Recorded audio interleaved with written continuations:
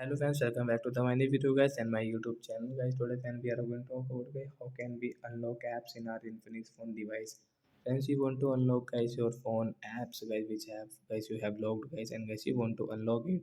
So man, how can you unlock today friends? I will show you. I will tell you in this video guys. So before starting video friends, first of all go and subscribe the channel. Click the bell icon, like the video friends. Now let's see how can we unlock apps from app lock settings. So we will on our phone setting and guys scroll it friends, click on phone security and guys again scroll guys, click on app lock and then draw your pattern and when which app guys you want to unlock, like guys Chrome, this app guys browser guys you want to unlock. So guys you can unlock from this right side icon guys. So I will unlock guys my Play Store and friends come back. So once you can see guys, if I own guys my Play Store, so once you can see I will not draw pattern guys, Play Store I can on direct. So like that guys we can unlock apps in our Infinix phone device. So that's it guys, thanks for watching the video. Bye bye friends.